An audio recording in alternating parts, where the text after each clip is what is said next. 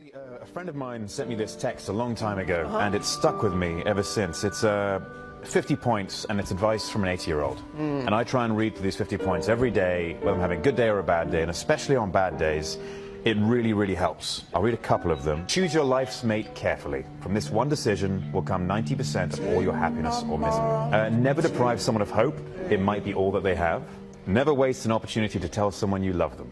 Remember that 80% of the success in any job is based on your ability to deal with people. And lastly, don't expect life to be fair. Doing things that you hate to do. On the other side is greatness. That's what people don't understand. By me running, I am callous in my mind. I'm not training for a race. I'm training for life. I'm training for the time when I get that 2 o'clock in the morning call that my mom is dead or something happens tragic in life. I don't fall apart. I'm training my mind and my body and my spirit so it's all one, so I can handle what life is going to throw at me. Because the life I've lived, it throws a whole bunch at you. And if you're not physically and mentally prepared for that, you're just going to crumble, and you're good for nobody. I never looked at things as problems. I look at them as opportunities. Maybe that's something I can say. You know, someone, but she did this, and I was, well, what an opportunity you have. Yeah, well, the world, you know, because they said this and Shannon said that. Yeah, well, what an opportunity you have to make a difference. Because you never know who's watching. If you wake up in the morning, you start having negative thoughts. Man, this ain't my day. I woke up on the wrong side of the bed. I'm tripping, I just don't feel myself. In the middle of the day, if you feel yourself doing that, stop. Just stop for a second. And start going over in your mind everything you have to be grateful for. Not everything you want, everything you already have. Because what you have is substantial. You just haven't gone over the list and taken inventory in a long time. But the fact that you can walk, that's a blessing. The fact that you woke up, that's another blessing. The fact that you can see, think, reason, that's another blessing. The fact that you can go somewhere and get yourself something to eat, that's another blessing. And I'm just talking to you, I don't even know you. I could give you 50 things you ought to be grateful for right now. I don't even know you. Start coating your mind with gratitude. It'll change everything. I told my wife when I got with her, I said, look, I'll do anything for you except one thing. I will not give up on my dream. If I got to surrender my dream, I'd rather be alone. Because if I abandon my dream, I'll abandon you. I truly believe that. I see so many people, man, they give up their dream for the wife. They give up their dream for the husband. They give up their, and then the wife and the husband get together and they have kids and then they give up their dream again because of the kids. And I said, the day we have kids, we cannot blame the kids for not going after our potential and our dreams. If I got to be less than who I'm meant to be with you. Stop chasing people who are leaving. Stop chasing people who don't get it. Stop chasing, trying to get back in your life. People that God is trying to take out of your life, let them go. This is a time in your life that you can no longer continue to grieve about who walked away, who abandoned you, who forsook you, who left you, who walked away. You've got to stand up and recognize that God doesn't need anything that you lost to bless you. God will always use what you've got left. Let them go. If I give you one message to hold in your hearts today, it's this: never, ever give up.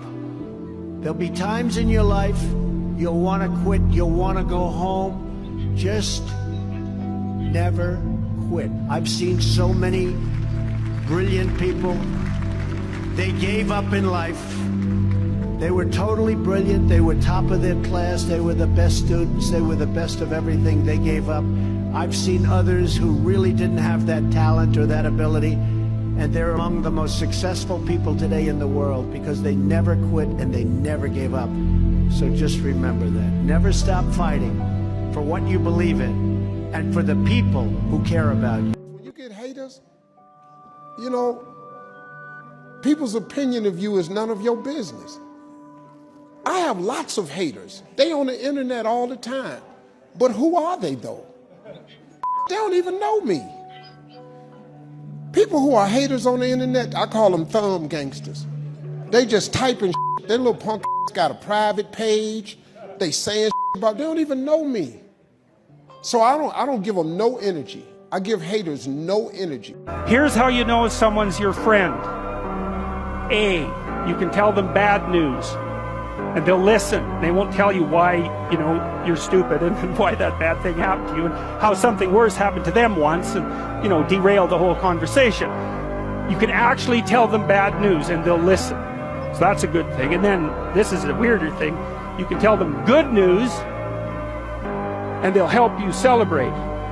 And that's a really good way of deciding who you should have around you, because if you have someone around you, something good happens to you and you're kind of afraid to even admit it because, God, something good happened to you. It's like, you let that be known and it'll certainly be taken away. So, you come out and you sort of tell someone half-heartedly that something good happened to you and they give you a whack and then talk about, the great thing that happened to them 3 years ago, or worse, the great thing that happened to someone that they knew 3 years ago.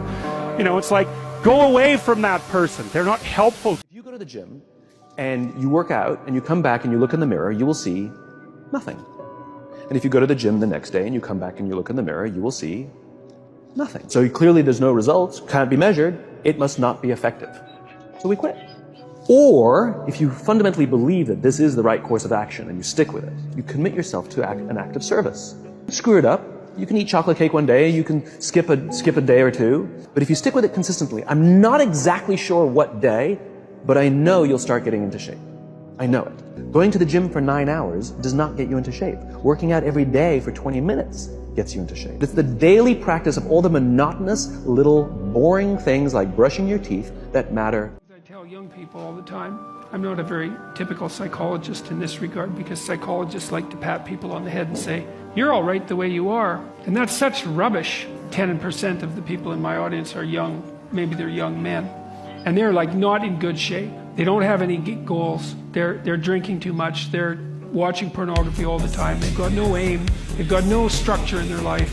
And they're just bloody miserable. And the misery is twisting them into malevolence, because enough misery will absolutely do that to you.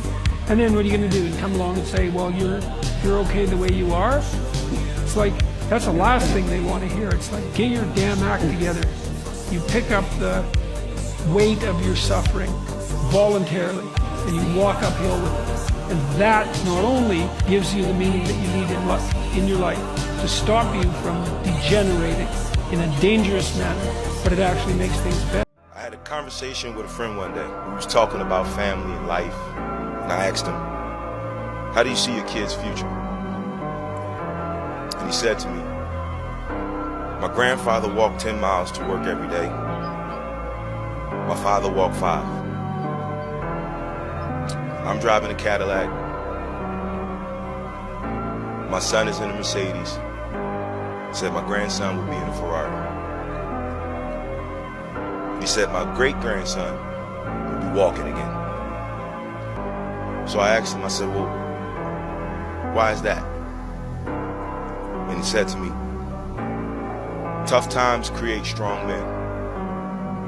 Strong men create easy times. Easy times create weak men. Weak men create tough times. He said to me, many will not understand, but you have to raise. Don't try to be the best. Be the first. Be the first to change. Be the first to take the challenge. Be the first one to overcome the difficulties. Because the best person, there's only one Olympic champion. I don't think I'm lucky enough to be that. But I can always try the new things and don't give up. I believe it, because you are so unique. Everybody's unique. Be yourself is always the key. I don't believe in the word procrastination. Like, I don't really believe in that word. I told a young lady in Australia who told me she was a procrastinator.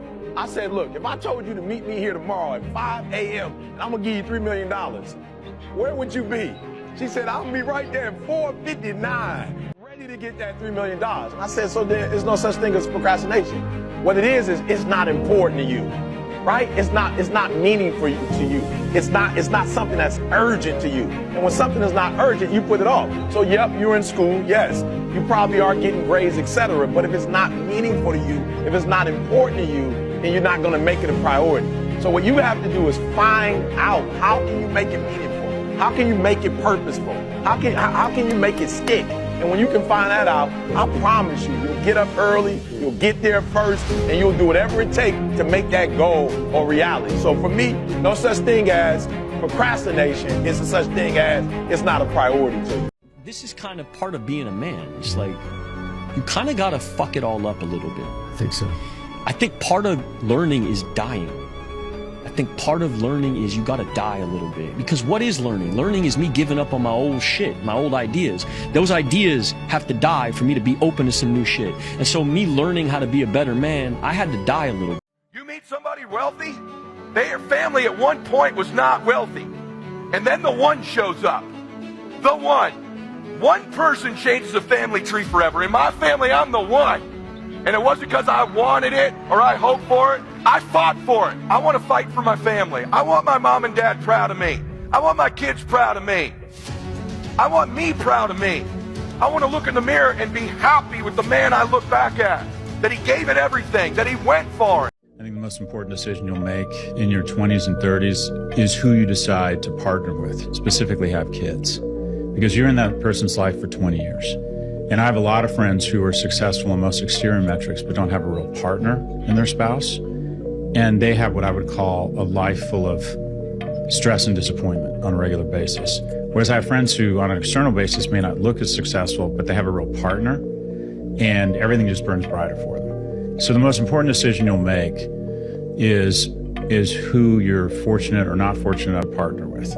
I think at every point in someone's life, they go through a scenario or they go through something traumatic where it makes everyone question what their reality is and if they're happy, and it usually spirals people if it's like life-changing in any degree. Keep moving forward is really about understanding that situation that you have and refocusing on what you want and understanding that your reality is whatever you want it to be. You just have to pursue that in every way, shape, or form and accomplish whatever it is that you want to do. Because I truly believe that if you put 100% into what you're doing and you are 110% passionate, there is no impossible. Anything is achievable, period.